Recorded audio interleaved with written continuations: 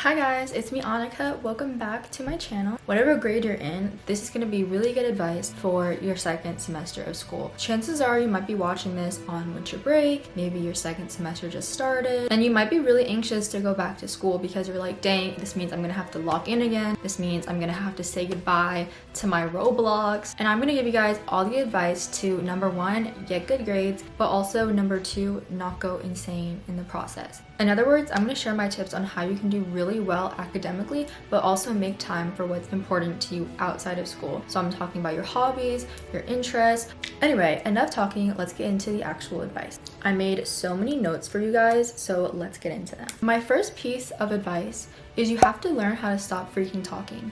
Now, what do I mean by this? People love to complain. Literally, if we get frustrated, the first thing we want to do is just complain about it because it's a way of expressing our frustration. Especially if you can't change the situation. Complaining is like people's illusion of how to change the situation. But complaining about something only makes you stress out more, and it only makes a more negative reality for you. I'm not even talking about negative mindset, I'm talking about negative reality. The more you complain, the worse things are gonna happen to you. There are so many reasons why we need to learn how to compartmentalize. What compartmentalizing is, the ability to separate certain parts of your life from other parts of your life. So separating your school life from your personal life, separating your career with your pastimes and your hobbies and things you like to do for fun. And this is actually something that makes the most successful people the most successful and happy. I was recently watching a podcast of the president of Shopify talking about how whenever he goes home, he just likes to turn off work. And his wife actually told him, you know what, work as much as you want, go to work till 9 p.m.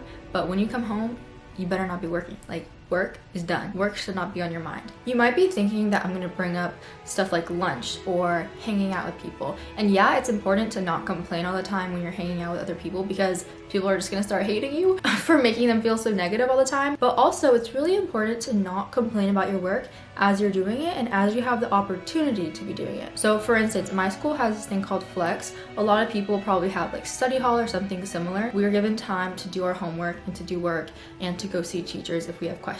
My pet peeve is when someone is talking during that time, either about something irrelevant or about how much schoolwork they have, or like if they're complaining about something. So stop complaining and start doing. My next piece of advice is to keep your favorite things. As I said in the beginning of this video, a lot of you are probably on break watching this and you're like, dang, I don't want to give up Stranger Things. Like, I don't want to just be working all the time as soon as school starts. You're probably thinking, you know, my life is about to get so much worse once the semester 2 starts. Let me tell you something, it does not have to be that way. So let's use Stranger Things as an example. When you're doing your makeup in the morning, pull up Stranger Things. Maybe pull up a vlog of your favorite YouTuber. You need a source of comfort in your life. And for me, that's always been watching my comfort TV shows and watching my favorite YouTubers. So while I do my makeup in the morning, I'll pull up Smallville, pull up the OC, pull up Gabby DiMartino vlogs. Like, those are my favorite things to watch, and they also help me like romanticize my life. So kind of like multitask and pair up the things that you're going to do either way, like your routine, your morning routine, with the things that you take pleasure in. So like watching someone on YouTube, watching TV, etc.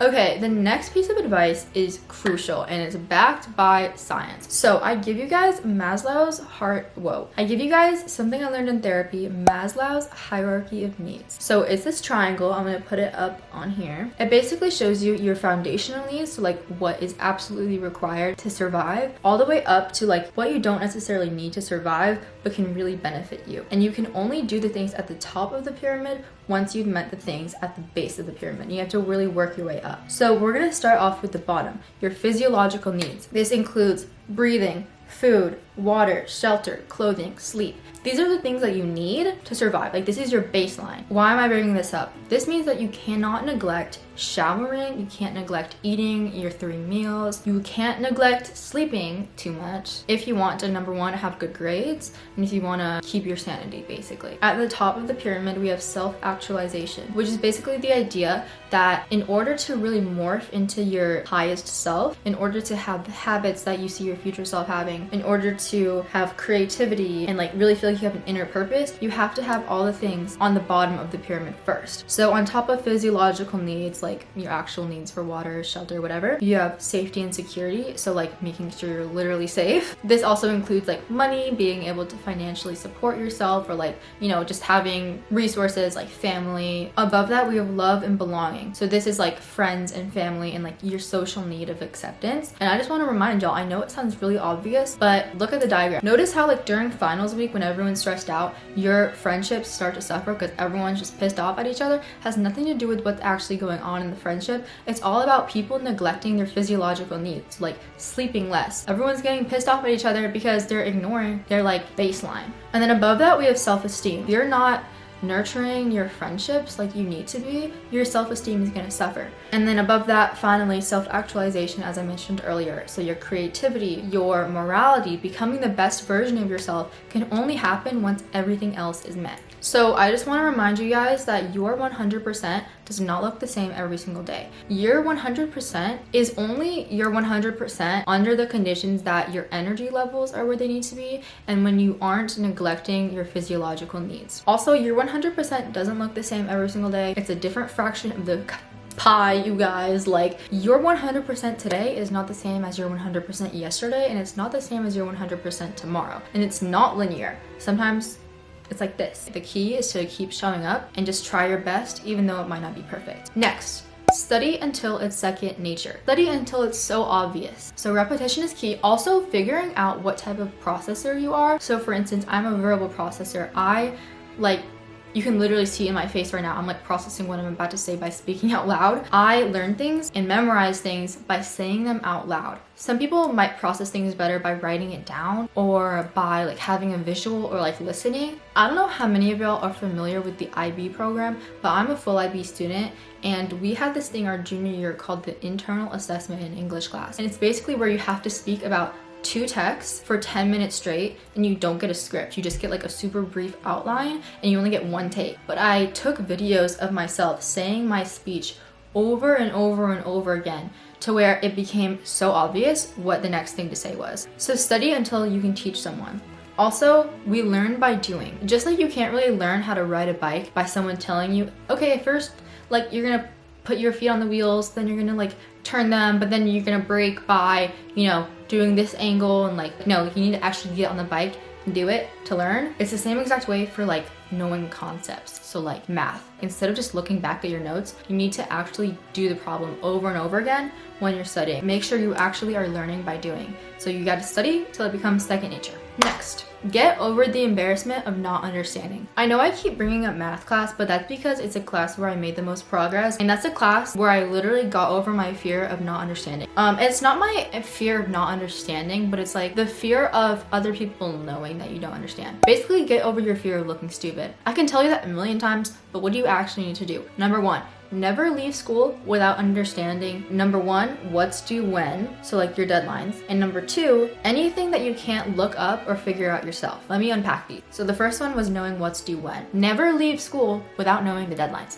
I have a portal where I can see deadlines, but sometimes things aren't in there. Sometimes like teachers will add stuff in the middle of the day, like, by the way, do this. It's not like online anywhere. So make sure you actually clarify with your teachers like when this is due. That way you can write it in your planner, you can be on top of it. Number 2, what I said earlier, knowing anything that you can't look up or figure out yourself. So for instance, I had this psychology assignment and we were supposed to calculate this statistic. It was like running a p-test, but there were 2 websites that my teacher suggested. And I remembered her telling us, oh, by the way, I want you to use this one first. Like, try out this website first. Only use website B if website A doesn't work. And before I left, I was like, wait, which website did she want us to use again? It's things like that where you can't really look up yourself. Like, you can't go on Google and be like, what website did my teacher want me to use? And stop depending on other people in your class to tell you, by the way, because half the time they're gonna be clueless too. Just do your best to pay attention, but if you like forget something, just ask again. Also, stop saying you'll figure it out later. If you genuinely don't understand something, so like let's say your math teacher is in the front of the room showing like how to work out a math problem.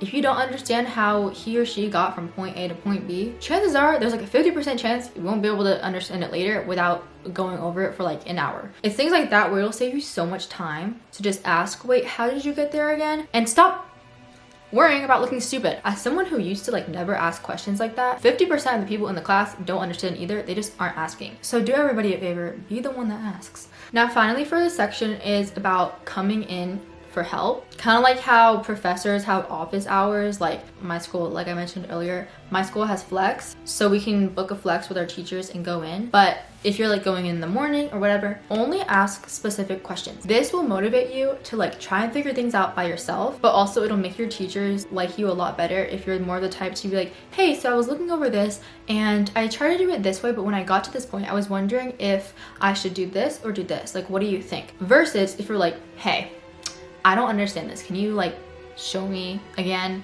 Like, then they're gonna be like, girl, you were not paying attention, were you? Okay, next is for all my girls who are very business oriented, career oriented, future oriented. Take advantage of every opportunity to learn or do something that's relevant to your future. Before I list out what you can do to add on to your like portfolio of skills that you can transfer to your career or your future, whatever, I want you guys to know that school is already an opportunity to learn, number one, how to manage your time better, number two, how to get over your social anxiety or like your fear of public speaking, and number three, just how to learn, period. How to study, how to learn something new. There you go. So those three things you can already do. Just make sure you're practicing them and give it your all. So like the second point, getting over social anxiety or fear of public speaking, like that's not gonna happen by itself, but my school, like they force us to do speeches a lot of the time, so you're gonna kind of be practicing it if you want to or not. But also just like give it your all, pretend you're in a TED talk, things like that. If you guys want me to make a video on how I got over my fear of public speaking,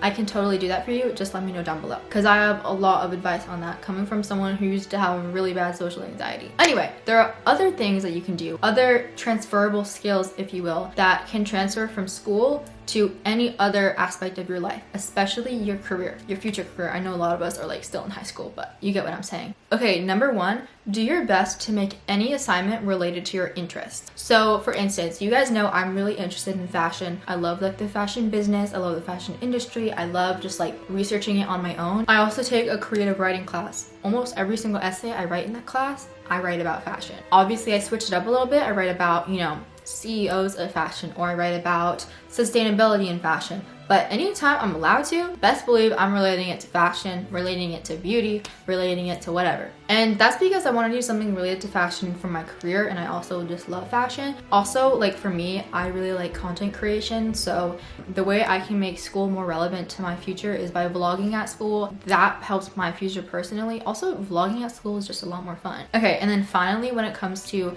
getting transferable skills from school to your personal life or your career, is to join clubs and do extracurriculars that relate to your interests. And it's really important to do things that are relevant to you, not just what you think would look good on college apps. So let me give a super specific example. I take this class in the morning, and it's like a design agency is what it's called. I go in the morning before school. So like I'll wake up early, I'll go into school, and it's like a small team of us, and we do graphic design for like other businesses or for like teachers, whoever wants like a graphic illustration, poster, whatever. And I joined because it connects to my interest of graphic design and also my interest in business. It relates to my career, and knowing like Photoshop and Adobe Illustrator, super important for what I want to do. But the thing is, this class technically weighs my GPA down. The class is a pass-fail class, but it counts as like a 4.0. So if you already have like above a 4.0 GPA, technically this class will drag your GPA down a bit. And I was like, you know what?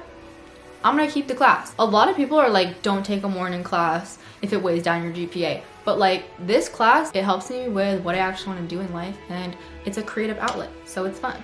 Next, on the point of creative outlets, weave in creative outlets into your day. What's a creative outlet? It's like any activity that you can do to practice your creativity. So I'm gonna list out some of mine to give you guys some inspiration. And these are things that aren't gonna take out huge chunks of time in your day. So number one, doing my makeup in the morning.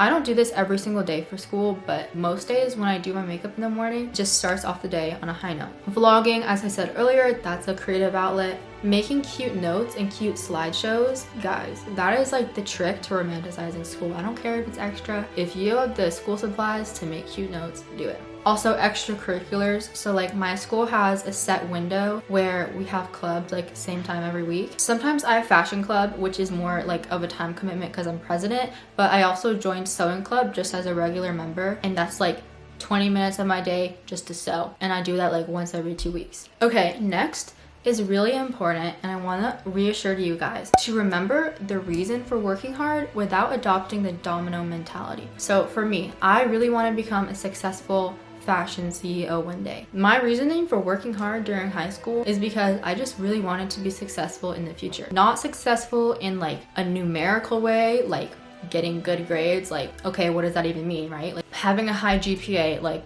okay. I always had to remember the reason for doing things. So why the heck am I staying up late doing this chemistry, even though I'm trying to do something in fashion and it's not really in my personal interests? Because me getting a good grade in this class means I have a higher window of like getting into a good college and then becoming more successful, blah, blah, blah, blah, blah. But I want you guys to remember not to create a domino effect in your brain. So I don't want you guys to think like just because you make one mistake means that your entire bloodline is going to be cursed. So don't freak out if you make a mistake. I want to emphasize that career goals are really important to preserve as you're in high school.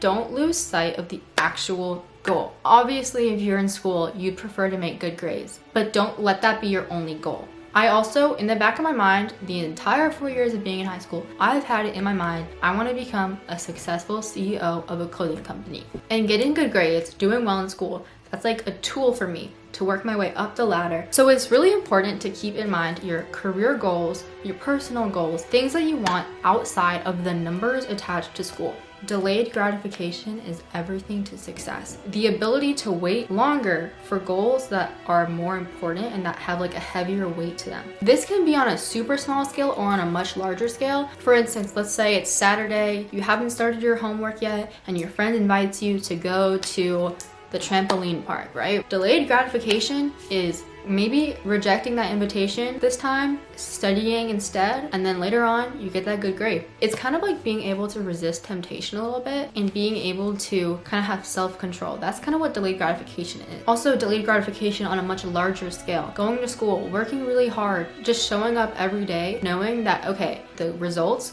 and the reward are gonna come much later. School is not like a vending machine, right? So if I put in $2 for a bag of chocolate chip cookies, I'm gonna instantly get out my bag of chocolate chip cookies. But school is kind of like, if you put in $2 for a bag of chocolate chip cookies, you wait like an hour, and one chocolate chip comes out. It's not the same as an actual vending machine, guys. So I want you guys to just remember, delayed gratification is everything. Finally, we're on to the last one. The last tip is to develop a relationship with the content, with the material that you're learning. You're probably not that interested in some of the subjects that you're learning. For instance, for me, I am not a very STEM person, but if you develop a relationship with what you're learning, I'm gonna explain what that means. It's gonna be a lot more exciting to learn, number one, and also it's gonna be a lot more exciting to show off what you learned. Let's say you don't like math. Instead of being in class, watching all these people that are really good at math get it like that, get it so fast, and you're just sitting there like, dang, that's never gonna be me. I'm just not a math girl. Normally that happens, you go home, you do your homework, you hate it because you're thinking about all those people that are like young Sheldon or whatever that just get it and they're like math kids or whatever, and then you put your homework away, you don't want to think about it anymore, right? Instead of doing that, you need to build a relationship with your homework. I know it sounds really weird, but hear me out. When I've had my biggest tests, when I've been the most overwhelmed with my schoolwork, I'll go take all my notes, I'll go to Barnes & Noble, or I'll be at my desk with my candles lit, whatever. I'll go in a nice environment. I'll write my little notes with my cute pink fluffy pen, and I'm literally being so serious when I say that. And I'll relearn everything for myself. Then the next day at school, when I'm back in class and we're going over what we learned the last class, I'm thinking, oh, I remember this. I was at my desk listening to my Nutcracker playlist, you know, using my pink pen. I remember when it finally clicked for me. You need to start associating your schoolwork with your own curated memories instead of only associating your schoolwork, like the content, with the people at your school or with that day that you learned it in class. The last math unit that we had was derivatives and like calculus. I think I worked the hardest during that unit because I was constantly reviewing my notes and like developing my own relationship with the content, that I was like the weirdest nerd for derivatives. It was like the weirdest thing ever.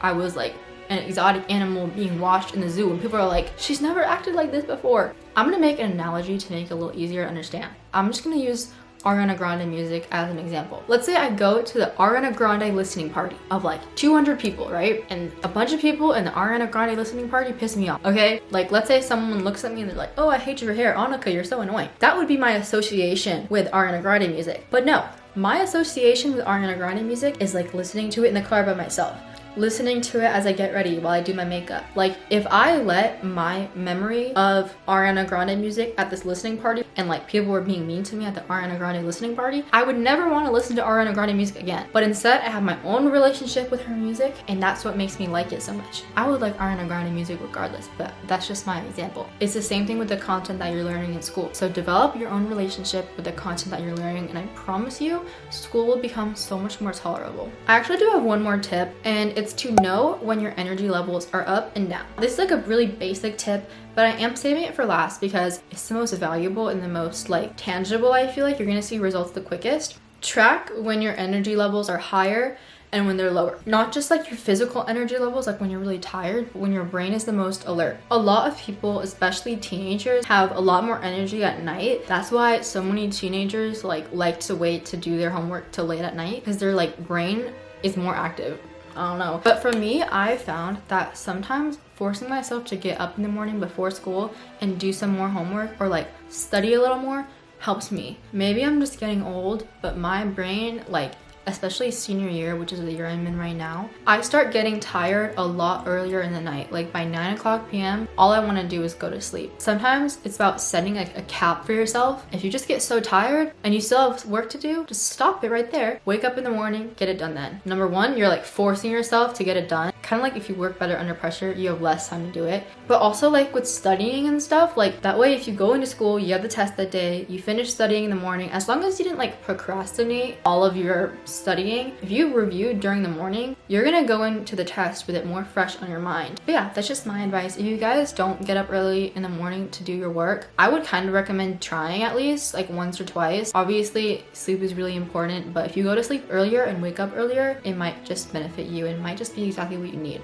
Okay guys, that is all. I hope you all enjoyed this video. I have so much footage, so I'm gonna go edit this, but I hope you guys have a really good second semester. Go subscribe to me and follow me because I'm going through the exact same thing as you guys. I'm in my senior year of high school, so this is literally my last semester of high school. I wanted to give you guys advice as a current high school student because I know it very well. I'm a full IB student, so I wanted to give you guys real advice that has actually worked for me, not just generic advice. Comment down below which one of these tips you'll be implementing. Go follow me on my Instagram at Annika Cho and my TikTok at Annika Loves Ari. I've been making so many like get ready with me's on there and like makeup videos, fashion videos, all of that. I'm also going to be documenting a little behind the scenes of my brand on both YouTube and TikTok. So go follow me. I hope you guys have an amazing rest of your day and I'll see you in my next video. Bye!